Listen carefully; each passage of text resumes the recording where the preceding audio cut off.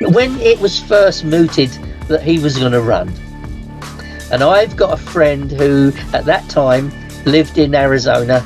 She was actually Princess Diana's astrologer. She was the spiritual psychic astrologer, and she lived in Arizona at the time. And when it was public knowledge that Trump was going to run, she asked me, "What have you dreamt?" And I said, "Penny, I haven't dreamt anything, but I asked the dream. Who's going to win? Can Trump win?" And my dream was, and the wording was very clear. I haven't got the dream anymore. I think it was probably one that I kept, but I didn't throw away. And so it was very specific. He gets 2 terms.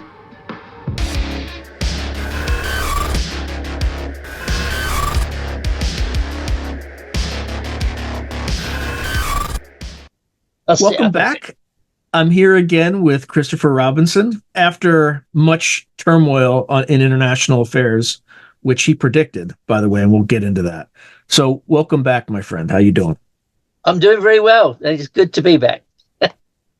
Okay. Yeah. So on September 11th, 2023, you had a dream. Yes.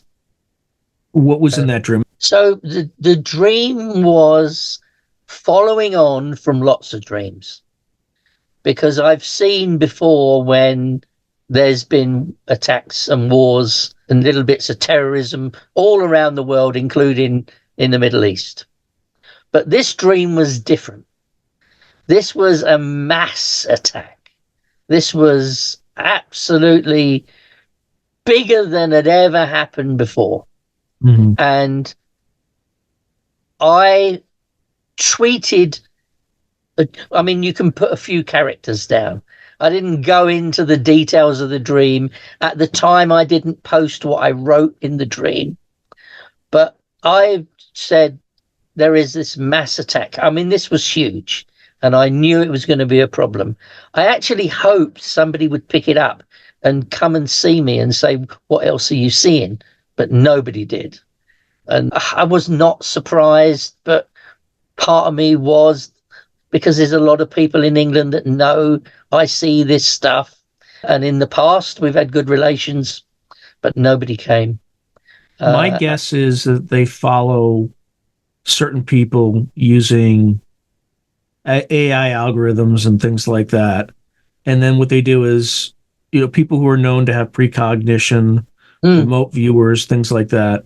And again, I'm just speculating, but I would imagine if I were running the NSA, I would just be following their public communications, collating it, correlating it against other things. And then if it coalesced around a particular topic and date and time, then it would flag something and they would start to monitor. Yeah. But if they came to you after that, it would imply that they were monitoring you. Which they probably always are, but I'm quite happy that they do. I've told them you can do whatever you like. They don't need a warrant to monitor me. You can come and ask me the questions. In fact, lots of times where different people got involved from different police forces, it was said, "You've only got to go and ask him. He'll tell you." Right. But anyway, so this was huge. And I didn't get any response I didn't get any response at all. But after a few days, I thought, okay, so I messaged a couple of people who I knew in Israel. I didn't know whether they're just people I've spoken to in the past. Nothing came back from that. And then I thought, well, they've got Uri Geller. He ain't going to miss this one.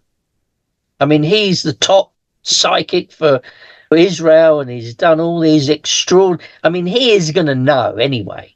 So I kind of relaxed a bit, thinking, well, he's there. There's no way Uri Geller is not going to see this. Mm-hmm. So I backed off in my mind and my anxious state, really. And I thought, okay, well, and then I put other things on. I'd been saying on Twitter, now X, I don't know, for years. But for about a year, I'd been seeing the Suez Canal closed to our traffic. When the United States and China clash, the world will never be the same, especially when forces beyond reality threaten to intervene. What if the United States went to war with the People's Republic of China? How would these rivals fight for supremacy on land, sea, air, and across the stochastic streams of time? What wonder weapons would be unleashed? What horrors would emerge from the irradiated sludge of the South China Sea? What heroes would rise and forever change the course of history? Tread into the deepest and darkest dimensions of the multiverse, gaze through a kaleidoscope of fractured realities, and bear witness to the disturbing visions of World War III from today's greatest minds in science fiction, fantasy, and horror. Weird World War, China. Available now from Baen Books at Baen.com.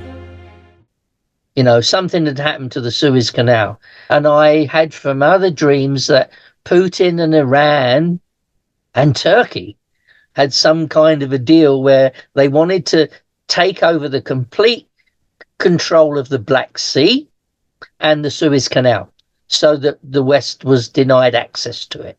So it all kind of, you know, my tweets, they're there if anyone wants to look at them. But this attack was huge.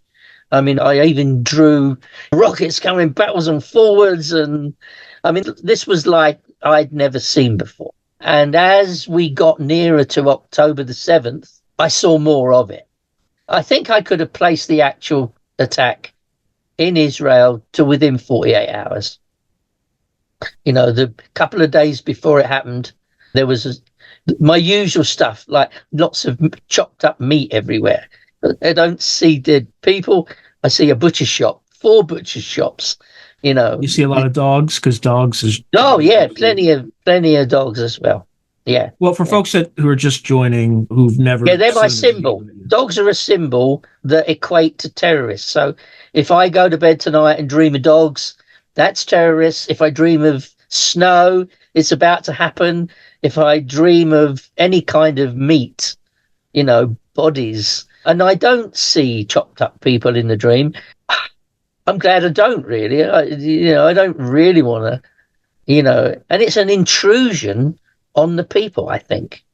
Yeah. You know, I always feel that, you know, if somebody's been brutally murdered, you know, why do I want to see it? All right, if I'm a pathologist or an investigator, then there is a need to see that.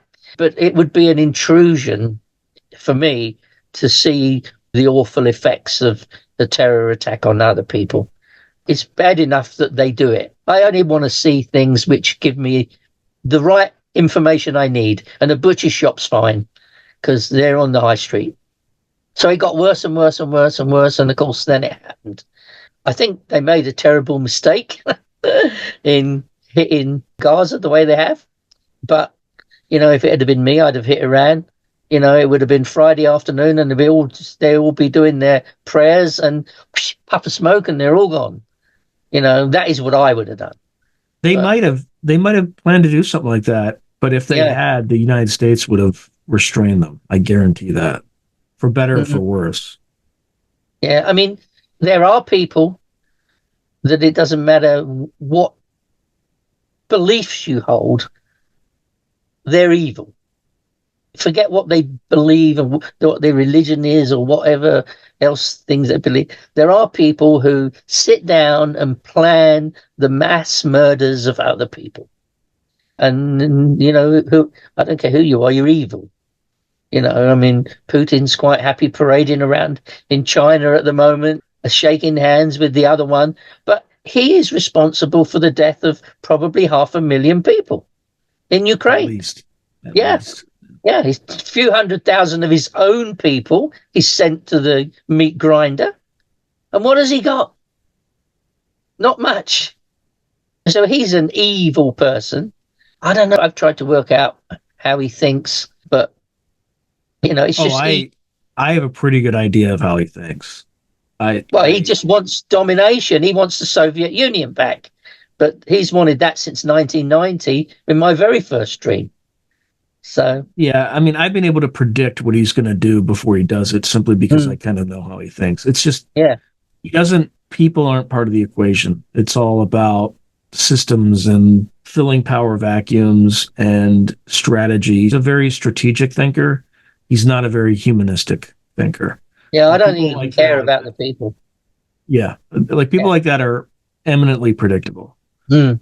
Why we can't predict what he's going to do is a blight on us. But I've consistently predicted what he's going to, just by looking at where his troop dispositions were, and you had reporters saying, "Oh, he'll never invade." I had friends telling me, I never put watch invade. this space. Yeah, I'm like, you don't move course you 140,000 troops into place and not use them. Absolutely. Even we do that. So, but okay, sorry, I didn't mean to interrupt. Continue with no. But anyway, so so it happened. I would have handled the whole thing differently. I believe that talk about shooting yourself in the foot.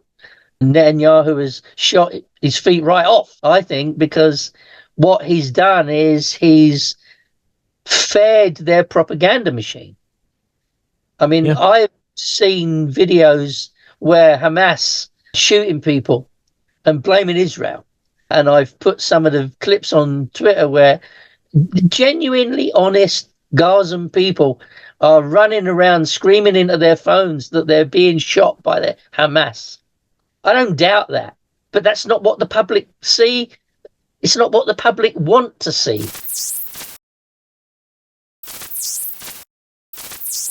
To advertise on Through a Glass Darkly, email throughaglassdarkly@gmail.com.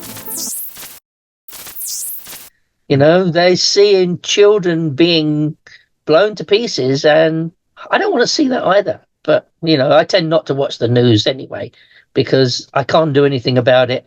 And I don't know what you would even call it, but my personal belief is, you know, if I want to look at children that have been killed, why do I want to do that?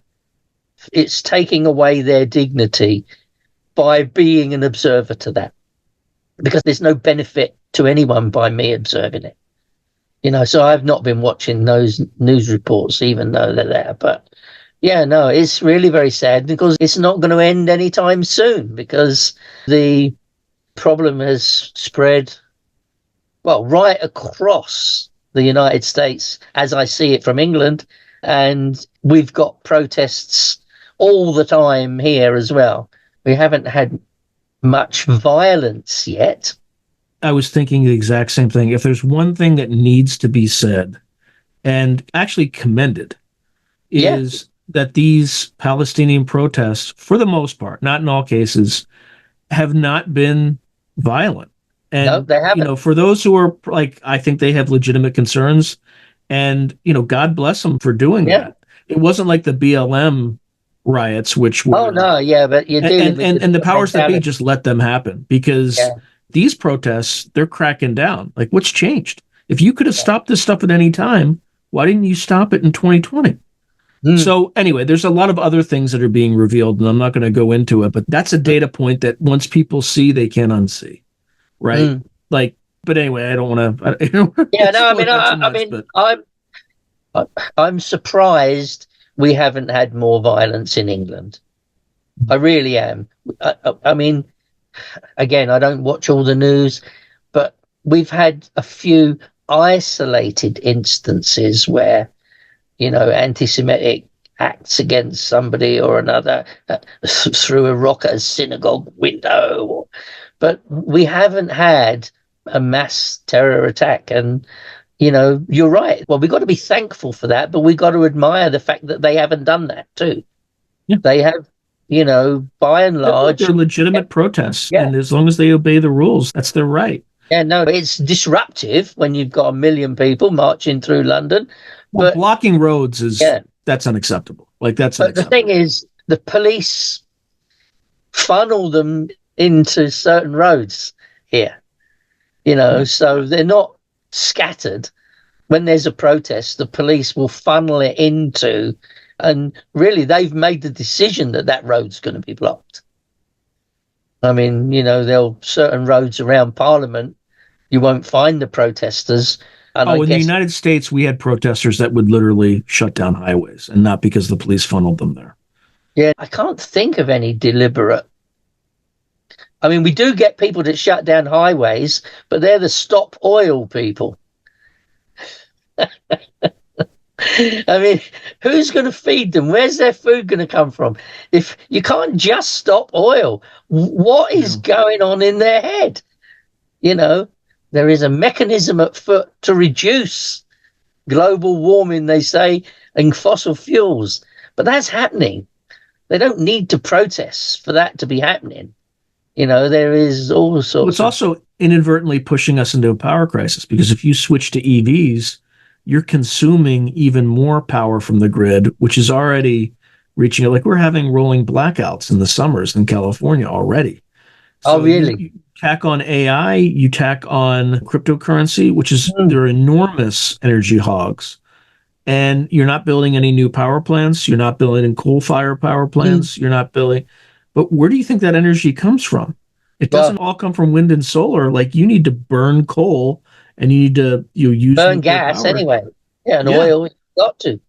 Yeah, we've got gas power stations here, and we've got I don't know how many, 2 or 3 nuclear ones here.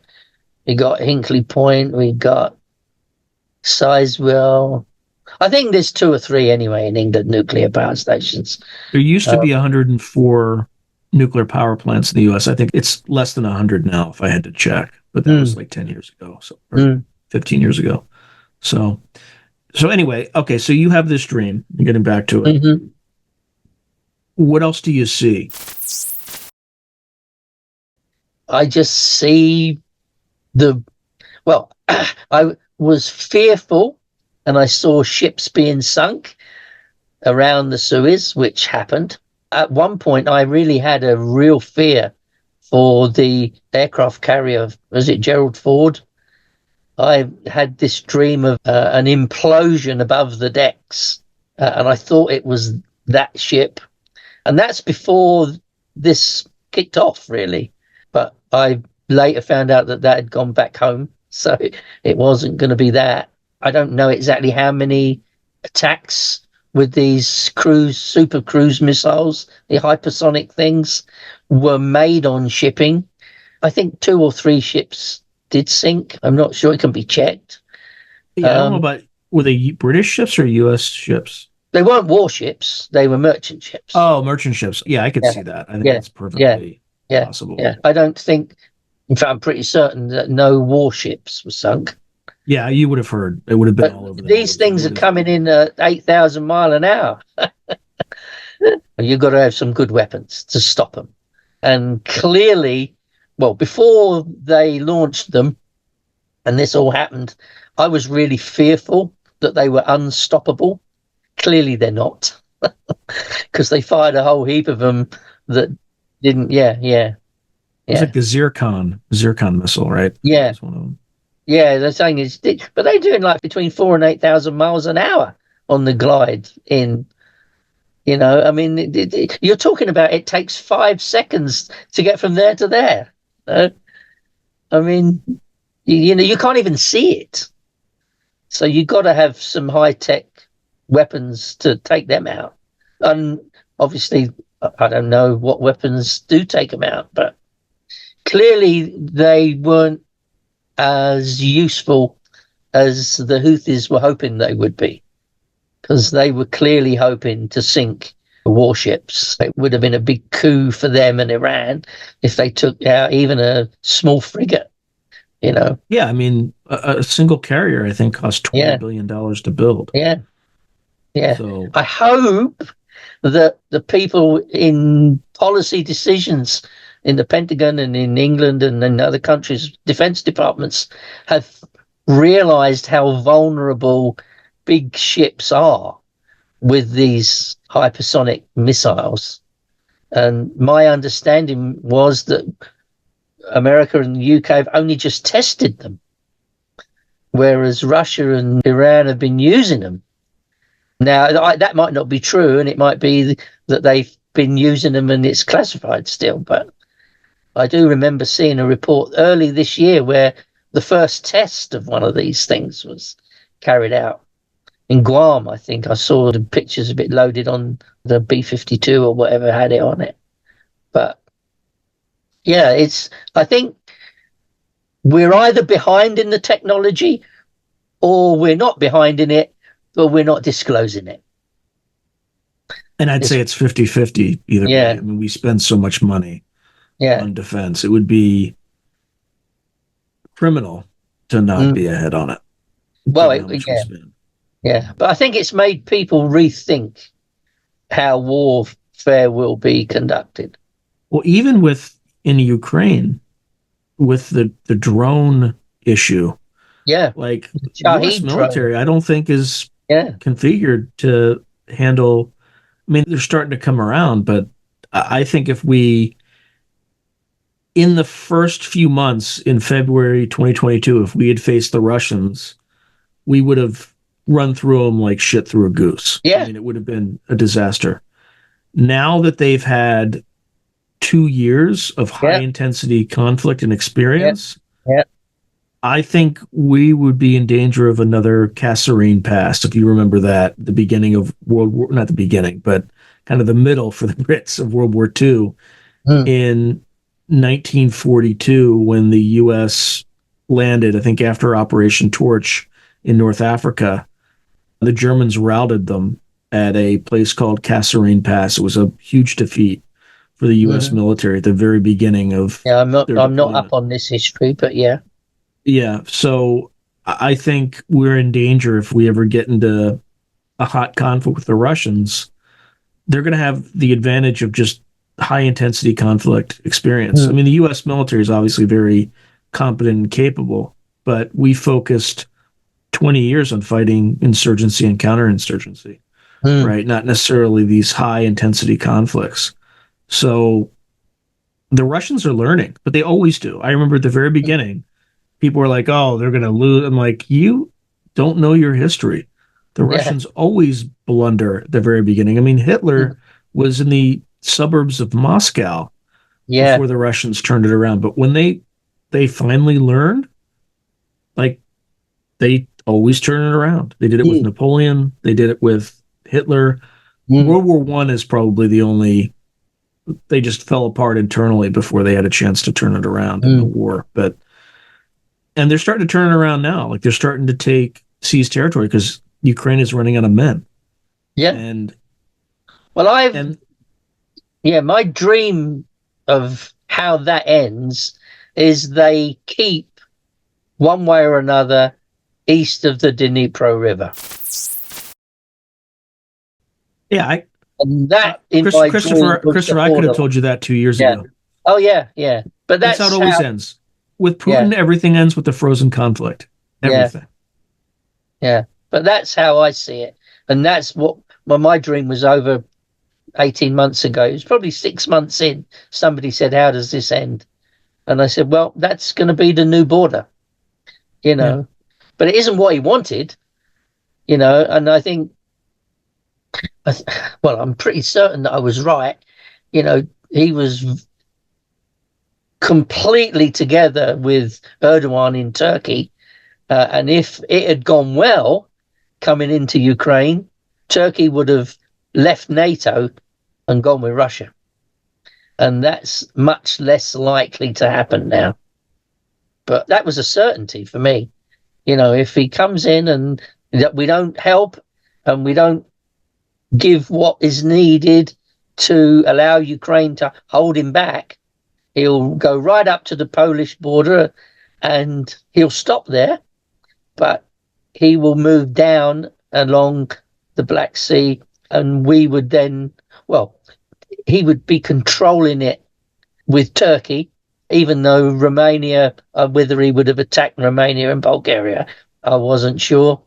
But at some point, I think he probably would have decided, can I take on NATO or not?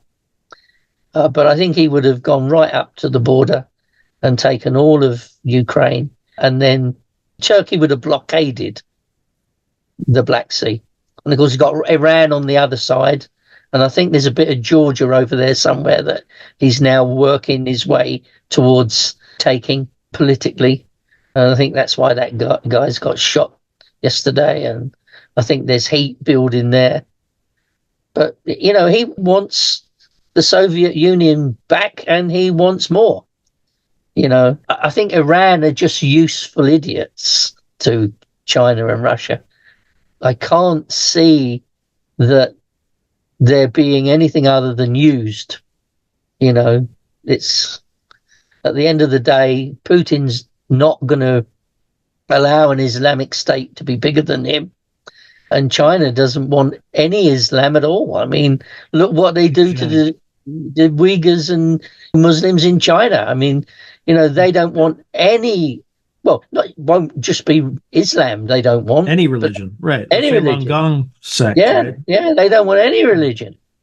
They want just the Communist Party rules. But I think Iran's just being useful at the moment to them. But we'll see. They're going to be a showdown closing off the southern end of the South China Sea. China's going to do that. They're going to get all the ships down there. I mean, they're giving problems to the Filipinos. They've got what is it called, shoal? My memory is... Spratly Islands? Yeah, well, the Spratly Islands are part of it as well. Yeah. But I was down there and saw what was going on there in 1991 and 93. I was down there and actually out in the boat and saw the islands and knew what was going on. And of course, there was a big push in 91 by the Filipino communists. The other president came back and got shot at the airport. What was his name? Ferdinand Marcos? Not Marcos, the other one, Aquino. Oh, yeah. Yeah.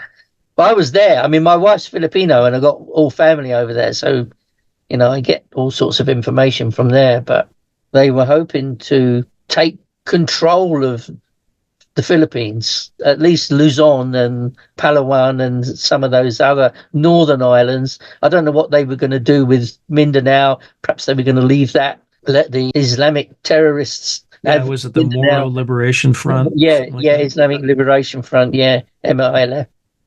But no, it's interesting what's going on. We are going to see big power shifts in the next 3 or 4 years because China is determined to close off that part of the South China Sea and call it theirs. And of course, if my dreams are right, there's going to be a lot of communist insurgency in Vietnam and Myanmar, and they're going to try and recover what they didn't take in the Vietnam War. Yeah, and the their War. Vietnam War or our Vietnam War? Their Vietnam War and our Vietnam War. Because theirs lasted like 2 weeks and they got spanked. Yeah. But they want to do that again. They want to take Vietnam again. And of course, once they can blockade the South China Sea, they got a much bigger chance of being able to get troops in there. And you can do it with money anyway, because the people that run these countries, if you give them enough money, they'll turn the country over. Let's be honest, the people who run all the countries are corrupt. You give any of them enough money, they'll do whatever you want. Yeah, you can do whatever you want if you give them enough money. And I think that's part of it. But I can see that whole part of Southeast Asia becoming communist. And I think there'll be a deal with Malaysia, which is predominantly Islamic, and Indonesia's, they'll let them keep that, at least for the time being. They just want to take over. And it's a question of whether we let them. What are we going to do about it? But they've got so many warships now. They've got enough ships to, within sight, close the top and the bottom, where you can see the next ship with eyesight. They can position enough ships within visual range to close the top. They certainly have more. They actually have more ships than we do now, but the quality of those ships is nowhere close. Does it matter for their purposes? It depends on what their purposes are. If it's propaganda, no. But when push comes to shove, it makes all the difference in the world. Yeah. Well, my worry is that the next thing China does, before it takes Taiwan, just closes off that. What is it? 120 miles across, something like that. It's not a huge. Oh, the Taiwan Strait. Yeah. They close it off. They'll close the bottom end off first, and we'll sail a warship through. And do they sink it? Do they want to start a war? Do they let it pass? I think they're getting to the point where they'll just mine it. They just mine it, and then the thing hits a mine. It's like, well, we told you it was mined. We didn't do that. Yeah, I suppose they can do that. It's a big area. Mind you, I suppose you could mine an area that long. What I think they'll do is, and I think we all think that they would do it, which is why we sent Special Forces advisors to train Taiwanese forces. So there's an island that's like a mile off the Chinese shore that's part of the Taiwan island, because it's really an island chain, right? It's not just Formosa, right? There's no, there are other islands, yeah. But these islands are really close to China, like a mile from shore, not 120 miles. That's Formosa, but who are on kind of the other side of the Taiwanese Strait. And what China could do is a little bit more salami slicing, like they did in the Spratly Islands, right? Where they just take a little bit here and take a little bit there. What are you going to do? You're going to start World War III over this one tiny little island? Yeah. Right? Or maybe they just bribe the people who live there. Like, look, we'll give you each $1 million. Just join us. Just wave Chinese flags. Put our flags up. Yeah. And then force the Taiwanese to come in and retake you. And we'll defend you because you chose to be Chinese. Now, my guess is that's a hard sell for these people because they probably hate the mainland Chinese. But they might not. That might be one strategy they use. But anyway, have you seen anything in your dreams about this stuff? Nothing specific yet. And from time to time, I do ask. I mean, I had a dream the night before last night that I've got no idea what it is. But there were these huge tarantulas crawling up from the equator to the northern hemisphere. And they were big. I mean, I was looking at it as a globe, as a map, but these big, black, hairy tarantulas were crawling up from the south. And I'm thinking, well, who would come up from the south? There's not really much down there. There's New Zealand and Australia and Indonesia south of the equator. What else is there big? All right, there's South America when you go right round, but you got South Africa, but who there has got that kind of power and forces? I don't know. It could be this migrant. I mean, we have 15 million. Well, it could be that. Yeah, well, with the migrant crisis, I think my first tweets about that would be 2011. I need to go back and look. But I think the first dreams I had when there's going to be an invasion of migrants in Europe, and it was long before it started, those dreams, and they will be on Twitter. But that's a real problem. But you see, Russia is financing that. And Turkey's got quite a lot to do with it because all the boats that they come in are brought up from Turkey into Germany, into France. And there's been just a few tiny little investigations by the BBC. But Russia and Belarus, they're giving them the plane money, the plane tickets. They're letting them fly in. And a lot of them do come in by plane now. And we've got a big problem. Well, we've got a big problem here, but there's Ireland. I mean, can you believe Ireland? Yeah, they have 5 million people, and there's like 133,000 immigrants that came in, and like something crazy, something obscene. I think it's more than 130,000. I believe. Yeah. No, I think it's more. I think it's close on 5 or 10% now of the people in Ireland are African or North African origin. I mean, it's huge. I mean, and there's protests every day. And of course, all the hotels, they're all full of them because they don't come in and they got nowhere to go. They come in and they put them straight in a hotel. And they give them everything that they want, and they get free healthcare and medical checks and dental treatment. Well, of course they're going to keep coming. They want them to come, don't they? because you wouldn't be Why? treating, well, somewhere along the line, I think somebody wants to cause civil unrest in Europe on a massive scale. Well, who want to do that? Well, China would be happy to do that. Putin would absolutely be happy to do that, you know? But I know that Russia is behind a lot of the financing to get the people in. You think about it, they've walked from somewhere just above the equator, a lot of them. They got through the Sahara Desert. But when they get to Libya, they've got a few $1,000s to pay for a boat. When they get the other side, they come up through Italy, and they've got $3,000 or $4,000 to get on a boat in France to England. So these people are coming across. They don't tell me they've managed to get that far without being robbed. They're given the money at the staging points. Of course they are. They're given the money to come. It costs, our government say, it costs for the hotel bill for each one for a week is 17 million they're paying here a week for hotel accommodation for them. Over £1,200 a week. So that's like $1,400 a week for accommodation. But they get free lawyers as well to fight for their asylum claims, and they don't have to pay for any of that.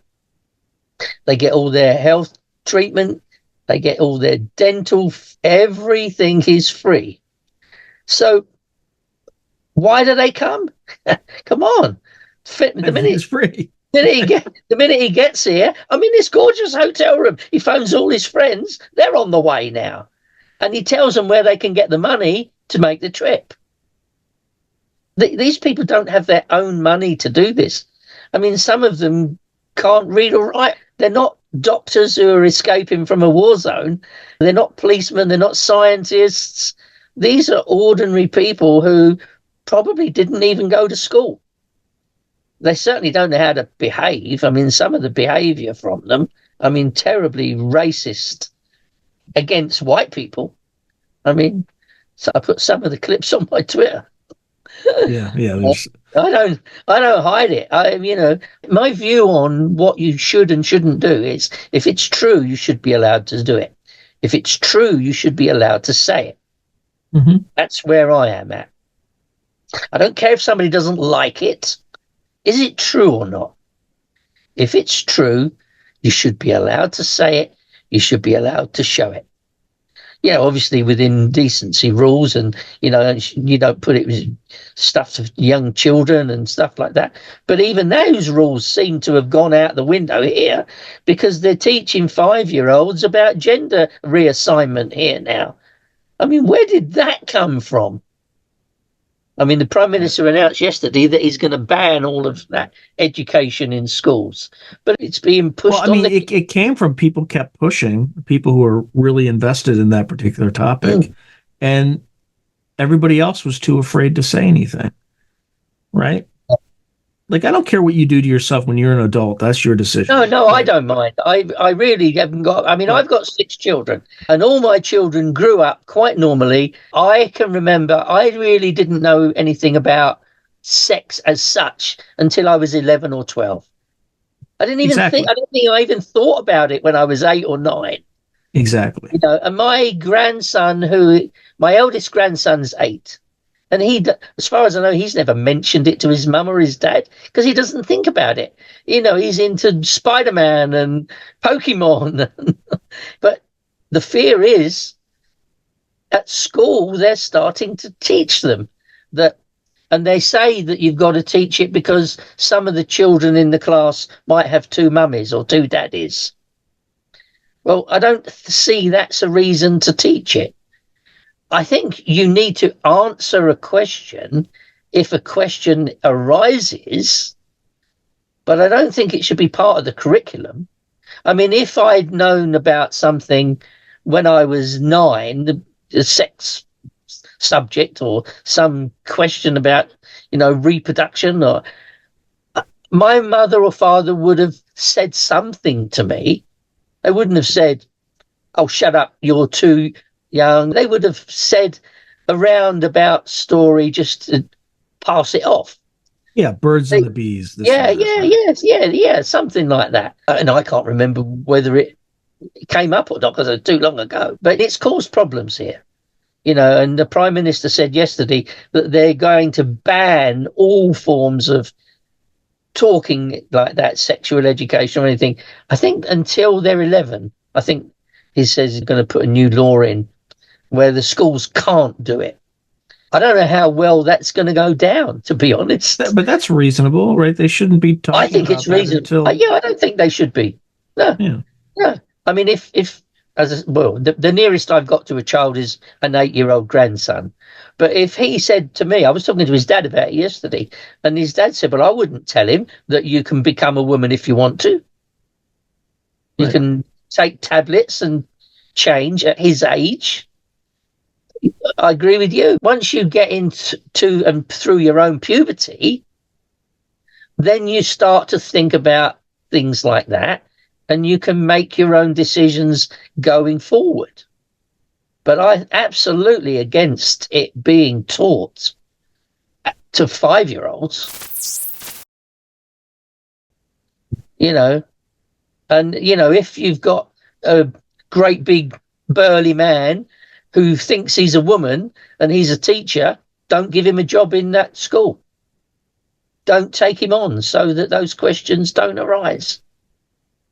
And I suppose there's some crap about discrimination, but there are some things have to be discriminated against. Lots of discrimination. I can't get a driving license till you're 16 or 17. Is that discrimination? It's just the law. Yeah. You're discriminating based on age, but it's legal discrimination. It's the law. Right.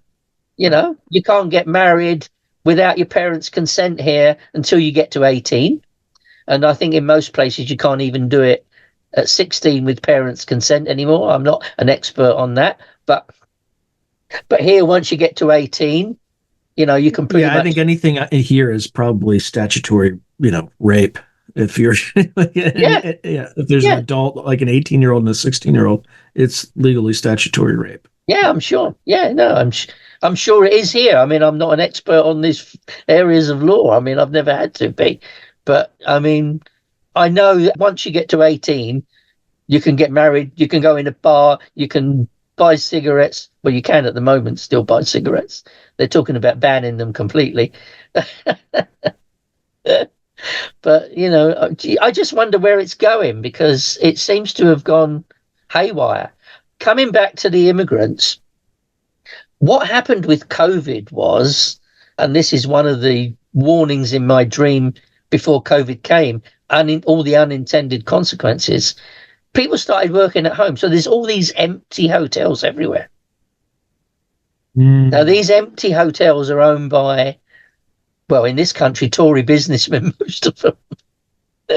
They're not poor people that own them. And what do we do with all these empty hotels? Well, that's all right. We can make the taxpayer pay and we'll put the illegal immigrants in them. The thing is, how are you going to get them out? Once they've been in there for 2 years or 3 years, which some of them have now, they're not going to want to go and get an ordinary job. None of them are people that are going to be getting high-paying jobs. If they were, they'd have got accepted with a visa. So all they're going to do is ever be on the lowest, minimum wage type of salary. They're never going to be able to afford to rent anywhere. They're never going to be able to afford to buy anywhere. So they're going to have to stay in the hotels. Well, I'm sure there's lots of people that would love their hotels to be fully occupied at the taxpayer's expense. But what that's doing is causing a lot of civil unrest, because the people who can't be an asylum seeker have got nowhere to live. Mm-hmm. Because they're not housing the unemployed or the homeless in the hotels. They're still on the street. So what you're going to do is you're going to get a build-up of animosity that's just going to grow. And like it is in Ireland right now, I mean, we're not having fights and problems like that over the illegal immigrants here.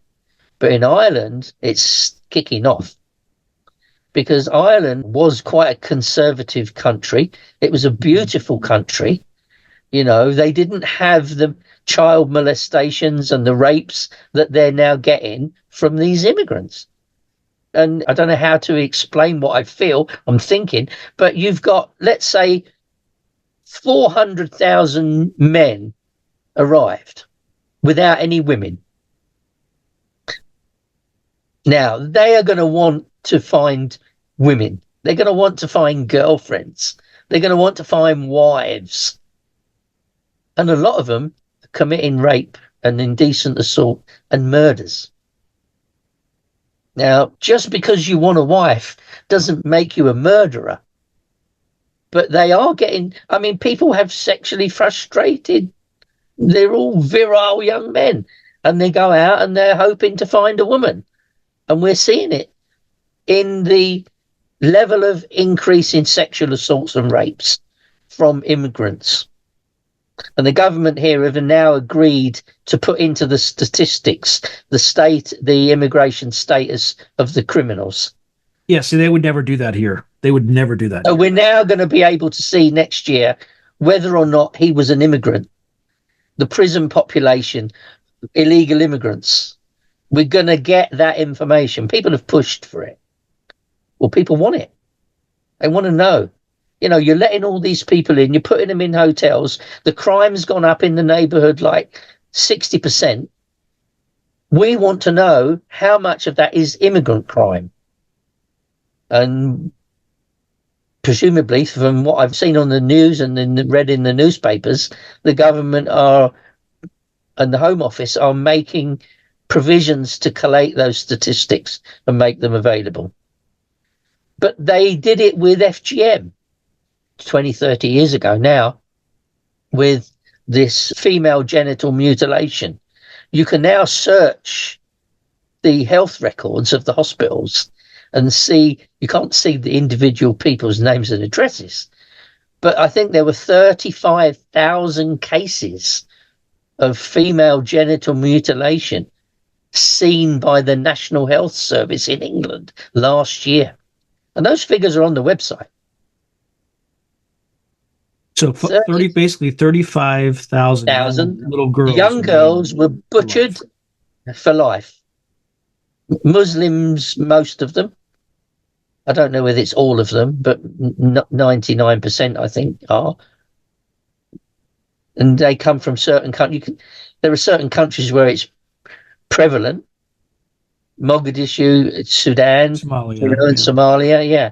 Places like that. It's, you know, almost a rite of passage. And the children are either butchered here in England or they're taken home on holiday and butchered and brought back in that state. But you can go to the NHS website and you can look up the statistics of FGM. And last year, I remember looking at it only a few days ago, 35,000 cases.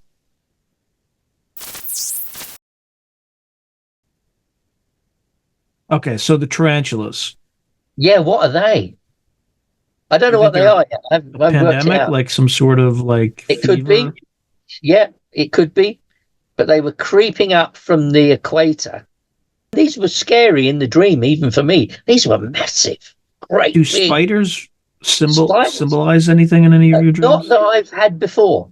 It's a new one. Yeah, it's like a blank to me at the moment. I don't know what spiders mean. I don't dream of spiders, hardly ever, and certainly nothing like this. But this is going to have a meaning that I haven't worked out yet. Now, have you had any dreams recently about the future of UFO disclosure? You see, to me, I think disclosure has already happened. It's happened, I think, in a way that later on, if more comes out, they will say, well, but we did tell you, we've disclosed these things to you. And, you know, I'll go back to my UFO in 1971, two cases. One, I don't have any evidence for except a picture from the newspaper. But The one that their film is on the website. Right. I was in a place called Luton. It came in from the northeast, went over my head towards the west. So it's come across, and it's come across like that. Now, it stopped dead. It just stopped. It instantly stopped. And then the film picks it up from there, coming back. And then it came back past me. Two things I know. First of all, I know what's on the film, because you can watch it again and again and again and again. But I know also what happened before the film crew picked it up, because they say in the film that it obviously came over our heads, and then they filmed it stationary and it went back. It was doing incredible speeds that you can see, and stopping and starting. And I don't think in 1971 we had anything that could fly in the sky, do a few thousand mile an hour stop, few thousand mile an hour stop. But I'll come back to what the RAF told me at the time when they interviewed me and Malcolm. They came to see us. They took us back to where we saw it. They did some kind of triangulation and measurements. And then, again, a couple of months later, they came back to see me. And they said to me, just courtesy, really. We've done our investigation into this. And I remember his words. He said, they found a radar tracking of about 100 miles in 3 seconds. So, I mean, that's so really fast. The words were, as they left me, he said, and we haven't got anything secret or otherwise that can do that. Those words are stuck in my head. We haven't got anything secret or otherwise that can do that. Not stopping and starting, and probably not, 100 miles in 3 seconds and then stop. Right. So I didn't need any more evidence. As far as I'm concerned, it's there. But if you take away the idiot skeptics and look at the whole picture around the Tic Tac or any of them, you've got senior military people who I don't believe you would be able to get to lie in a group and cover up in a group. I think you'd get opposition, even if you're in the military. And you might think, no, that if we are told that's the order, that's the order. But I don't even think they'd want to do that. I think that they've put those films out there. They've said we don't know what they are. They've said they are not ours. They are doing stuff that is beyond our capability. So what are we saying? We're saying they come from somewhere else. If they come from somewhere else, if they're UFOs, they're ET. So really, they've said it. They just haven't used the language that these are, but they've said everything else. They're not ours. We don't believe they're the Russians. We don't believe they're the Chinese. Certainly in 1971, I don't think Russia or China or even us had the technical capabilities to build a craft that did what I saw it do. Right. So we've had disclosure. What we haven't had is the president stand up and said UFOs are visiting us. But they've said it in every other way, in every other respect. And these pilots, I understand if you're working in the military or for the intelligence and you're sworn to secrecy and you need to tell a lie, you will tell that lie. But you wouldn't have come forward. Mm-hmm. You wouldn't be out there telling the story everywhere. You'd be afraid if you were breaching confidentiality or some Secrets Act. And they're not. Nobody's stopping them going around telling their stories. What they are hoping is that the people that want to believe will believe, and the people that don't want to believe won't believe anyway. And it becomes a nothing, which it's become. Yeah. It's a non-story unless you're on one side staunchly or the other. And then you've got a bee in your bonnet that they can't be real, or yes, they can. But nobody else cares. So you've got a very peaceful situation across the whole European and American continent. Nobody really cares. The only people that care are the people that really want them to be there or don't want them to be there. I don't care. I don't make a big fuss about it because I know they are. I don't need to make. What do I need to make a fuss? I've had direct contact with them. Yeah, right. I've got direct contact with them.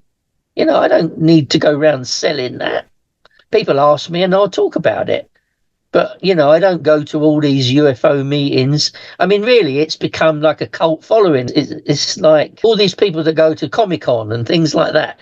Well, they've now got a UFO kind of Comic-Con, a UFO on or whatever they call it. And good for the people. If that floats their boat, good for them.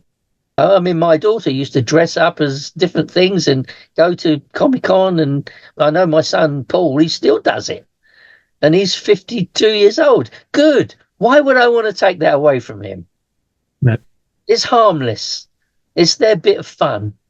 It's not doing any harm to anyone. And, it's like people that go to tennis. Tennis bores me to cricket even. I can't. Why do I want to sit there doing that all day long? But I don't want to criticize people that love tennis. Because I accept that, of course, there are people that love tennis. The same as football. The same as everything. And the people that do skydiving, it's what they want to do. Let them do it. Leave them alone. They're over 18. Comes back to that. There are people that go to strip clubs and bars with topless women. If that's what you want to do, it's not against the law. Everybody's agreed that everybody there is happy. Go for it. That's what our freedom is. And that's what, of course, China and Russia want to take, and the Islamic Revolution want to take away from us. And that's why we've got to fight so hard for it. We really do have to start fighting hard because we are going to lose it all. If Putin doesn't stop at the Dnipro River, I mean, right now, I think that's where it ends. The dreams have not indicated anything other than that. But he's got 11 time zones. He doesn't need any land. Right. This is just about national honor at this point. Yeah. And just making sure that people know that Russia is still strong. Yeah. It's the bee in his bonnet that he had when he was a KGB officer in 1990, when I first wrote the dream down. But I didn't know who VP was then. But, obviously it's Vladimir Putin. But that dream's from July 1990. World War III. Have I seen a World War III with nuclear weapons? Not yet. Mm-hmm. No, not yet. I still think China are going to close off the South China Sea. And it's a question of, do we just let them do it? Do we surrender? Who's in charge? It depends on who's in charge. The military can certainly do that. But they need to be given the orders from the president. And if you've got a president that doesn't care, come into president, I was really disappointed when he didn't win the second term, because that's what my dream clearly said he would do. Yeah, let's talk about that. So when did you have this dream? What were the contents of the dream? Right. And so what was your conclusion of that dream? Right. So it would have been when it was first mooted that he was going to run. And I've got a friend who at that time lived in Arizona. She was actually Princess Diana's astrologer. She was the spiritual psychic astrologer. And she lived in Arizona at the time. And when it was public knowledge that Trump was going to run, she asked me, "What have you dreamt?" And I said, "Penny, I haven't dreamt anything. But I asked the dream. Who's going to win? Can Trump win?" And my dream was, and the wording was very clear. I haven't got the dream anymore. I think it was probably one that I kept, but I didn't throw away. And so it was very specific. He gets 2 terms. And I was so disappointed when he didn't get it. I thought, well, how can that dream be wrong? But if that dream's not wrong, he's going to win this time. Yeah, it didn't say that two makes that dream dreams. Right. Yeah. The dream didn't say consecutive terms. The dream said he gets 2 terms. And I think it's on Twitter somewhere. Trawl back through all my things that I put up at the time. I mean, I've put thousands of things up there. And I'm sure at the time I would have put that up there. I certainly had all the stuff about Fukushima and, blowing up. I had the first invasion of Russia into Ukraine in 2014. That was there. The sinking of a submarine from I think they did sink a Ukrainian submarine. There's so much stuff that goes back. I don't know. When did I first go on there? 2011 or something? I can't remember now. It's up there. It's, it's not something you can change. But that will please me that dream wasn't wrong. Because I really felt disappointed. And I thought, well, how did you, that dream was so clear, so positive. It would please you, just for behalf of the audience, that it would please you because it was proven right, not because you're making any statement about one political party or the other. No, I don't. It doesn't matter to me. I'm in England. I mean, I don't get a vote even. It's no big deal. But it'll please me because the dream was right. Right. Because I don't like having dreams that I really believe in go wrong, because that puts me doubting a lot of other stuff. Has that ever happened to you where a dream was just completely off? And if it does, like, how rare is it? Like, how often? It's very rare. I'm trying to think of one that was really positive. I mean, when I used to have them and I was working with people in police and government and other places, I used to grade them out of 10. And the World War III hasn't happened yet. And I haven't seen anything that says to me it's going to happen anytime soon. But the dream in 1990 had 2 or 3 other things in it. It had an IRA rocket attack on 10 Downing Street. I had lots of specific details about that, the colour of the vehicle they were using, what make the vehicle was using, how they cut the roof out and put the mortars in it. I saw all that taking place. And, of course, I sent all that to the Ministry of Defence and our Prime Minister. And I got letters of reply. I mean, I've got all the corroboration of that. And I even got a phone call the day it happened. Well, in that same night's dream was VP, Russia, and World War III. And I didn't understand who VP was. I didn't understand the references to, I think, Rigonda and other things, which I believe, I haven't looked it up for a long time, but I think if you look up Russian radio, Rigonda radios, they're made in Ukraine, or they were. There were lots of little tiny bits that pulled together. But the VP, once VP came a public name, Vladimir Putin was now out there on the news, I realized that dream was showing me him. And the dream was July 1990. I think it's like the night of the 6th and the night of the 7th. So that hasn't happened yet. The World War III hasn't happened yet. I'd love that dream not to happen. Does it mean that it's a failure? I hope so. I'm trying to think of other big things that haven't happened yet, because there will be some. I have to say not very many. Once I've got to the point of saying I know what this means and giving it the value of 10, but there's a million things that you don't understand. Like right at the moment, what are these spiders? Mm-hmm. I mean, last night is another dream I had last night. It was really raining hard. It was really stormy. And there were 4 cats in a tree. And these cats were stuck up a tree. And I rescued these 4 cats.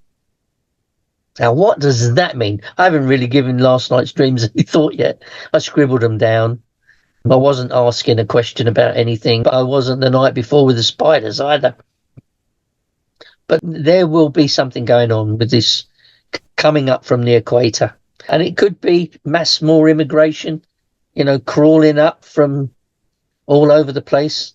I mean, I guess most of the South American immigrants that come through Mexico have come from south of the equator or around the equator.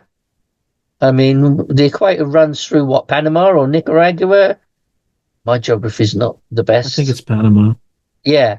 So it would have been coming up there. Certainly, we haven't had too many, at least I don't think we have, too many come from south of the equator in Africa. Most of them have come from the northern part of Africa, above the equator. Certainly lots of Syrians. We are getting, I was watching the news this morning, the ones that come in the boats every day, 200 or 300 come across the channel every day in boats. At the moment, they were saying that most of them are Vietnamese. That's really strange. Yeah. This time last year, lots of them were Albanians, but the government did a deal to return all the Albanians because they can't claim asylum. There's nothing going on in Albania to make it a genuine asylum claim, but they just scam it, I mean, most of them are economic migrants. Those coming from Afghanistan, I understand. You wouldn't want to live there. I wouldn't want to live there. And if you don't follow the Taliban, your life is at risk. You're genuine. There will be some for various reasons from Iraq. There'll certainly be some from Iran. So there are lots of genuine people who need asylum. Whether or not you can pass through 6 or 7 safe countries and pick where you want your asylum to be is a debate legally here, whether that's lawful or not. Should you make that claim in the first country that's safe, or should you go through to do it in the second one? Or can you get all the way to England and make the claim here? That's a legal argument, nothing to do with me. As far as I'm concerned, if you've done something legally, that's fine. And my wife is an immigrant. We did it legally. We filled in forms. We paid money. We waited. She didn't come on a boat. She came on an aeroplane. It's just the illegality of it, really, with me. I don't object to people having the need for asylum, but I think it should be honest. Are you scamming it? Or are you a criminal wanted in your country for murder or something, rape or some dreadful crime, and you're coming here to hide? I don't think you should be allowed to get away with that. And I know that that's happened. Lots of them have been caught out and returned to their countries here to face the music. I don't think you should be allowed to skip justice, especially for serious things. I mean, all right, if you've got parking violations, I don't think that should affect your claim for asylum, but, other serious things should. But, yeah, no, these spiders, maybe it is something to do with that. But right now, I'm not prepared to say what it is, but there could be a more massive flow, shall we say, because there's a steady flow now of people coming across into Europe from the Mediterranean. And of course, lots of them don't make it because they've paid all this money to the smuggling gangs and they put them in a boat that they know very well is going to sink, in the next hour, and they're all going to drown. But the gangs don't care. They've got the money. They're not worried whether the people get to safety or not. There's so many issues around it. Anything else? Any other dreams that might happen in the future that you've seen? To be honest, I can't think of anything that's, apart from what these spiders are, everything else is a continuing theme at the moment. The Russia, the China, the Ukraine, I can't think that what some people would call wild cards. I haven't got a big explosion in America, so there's really nothing there. But it'll go on my Twitter if it comes along.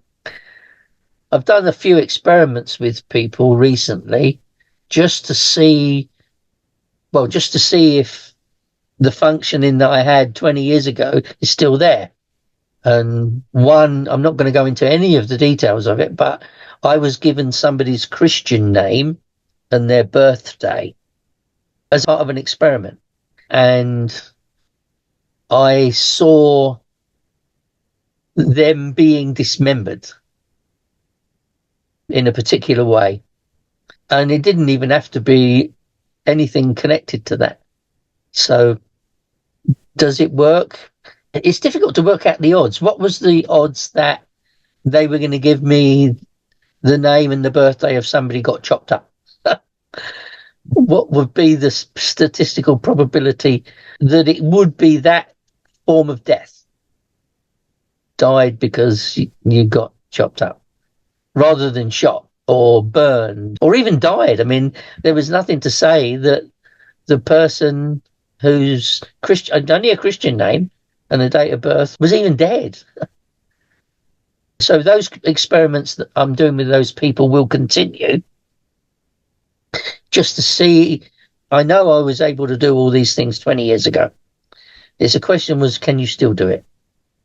Now I'm a lot older and my sleeping patterns are different and everything about me is different to 20 and 30 years. Any final words for the audience? The one thing that really I feel is overlooked, and that is what we think is as important in our lives and relationships with people as what we say and do. And I've talked to thousands of people, and there is definitely a telepathic link between people.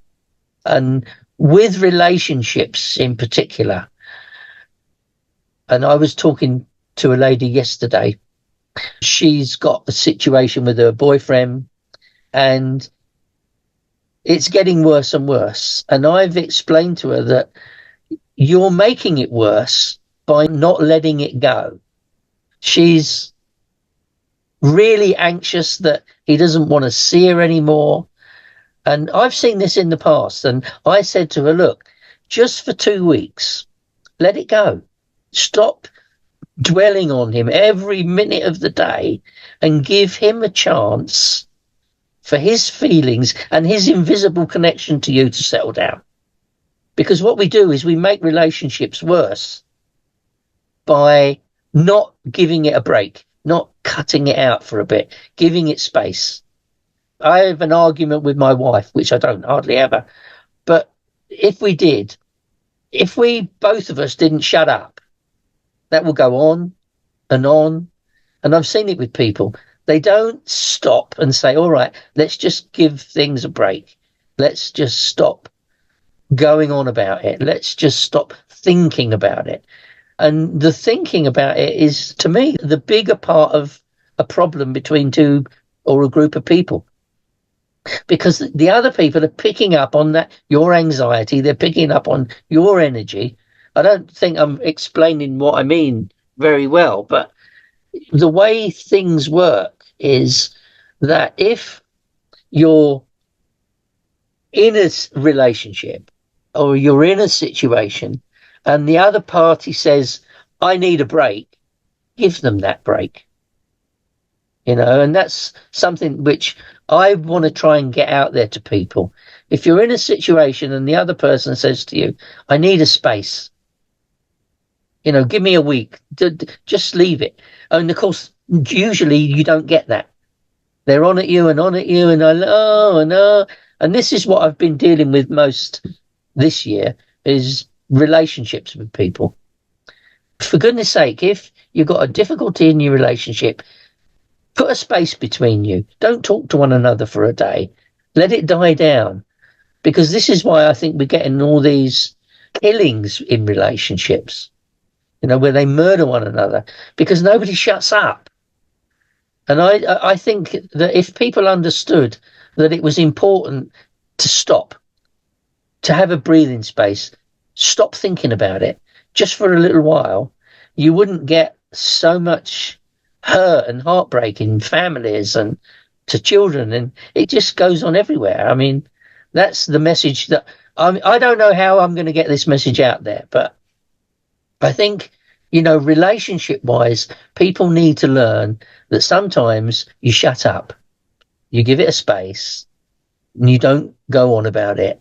And I always feel that what you think is more important than what you actually say sometimes, because we do pick up on other people's thoughts, and it's completely neglected in schools and in medical situations.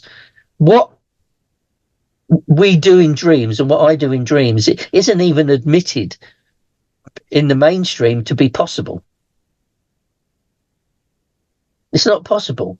If there was something going to happen around me, which is tragic, I'll already have some kind of a clue. I remember I told you once before about Tim.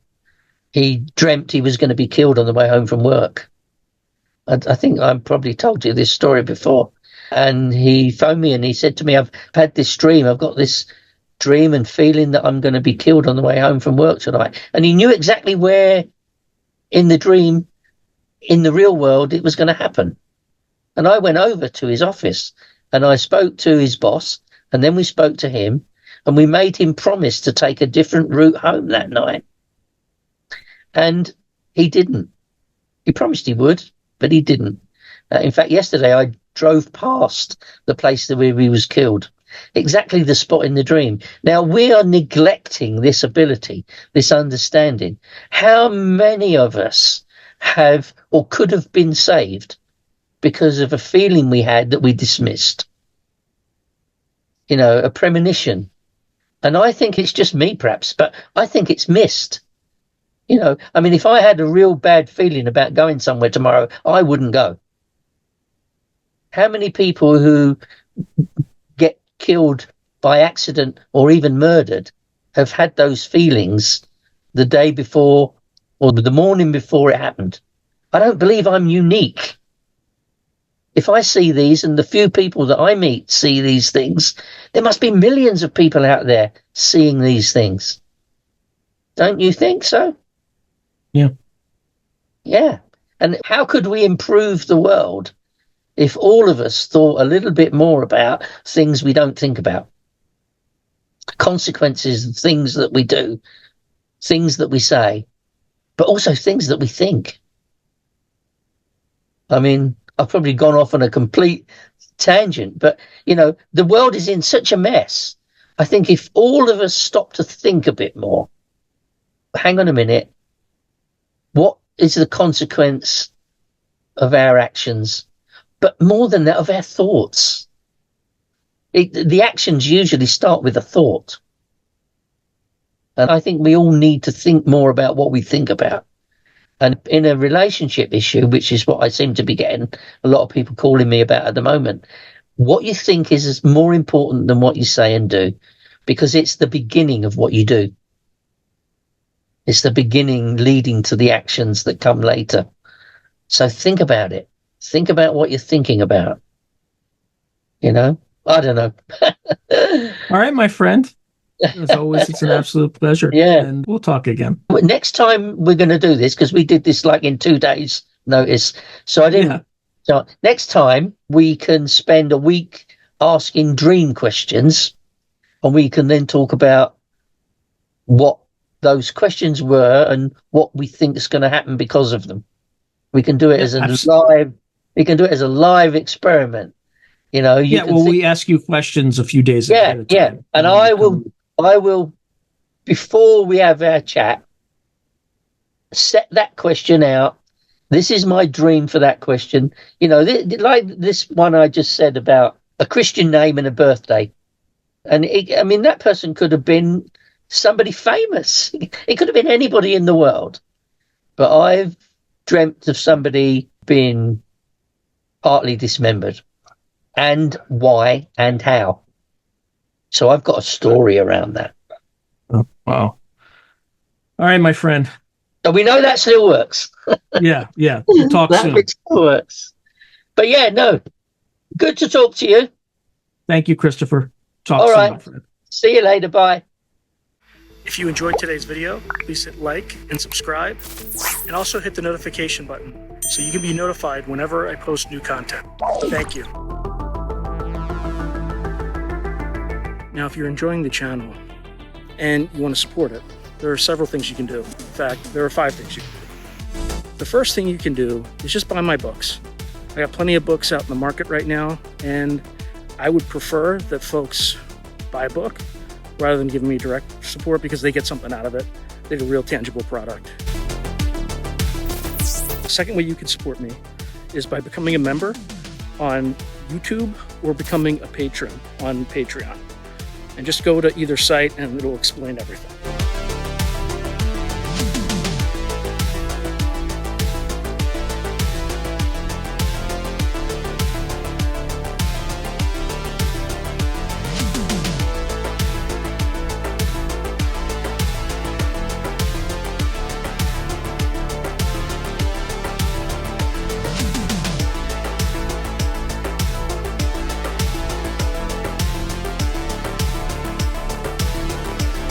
The third way you can support the channel is by checking out my merch site, which is here. There's plenty of stuff that you can get to support the channel. And I'd appreciate that you have it and you can wear it. Not only do you help support the channel, but you also help promote the channel, and I appreciate that.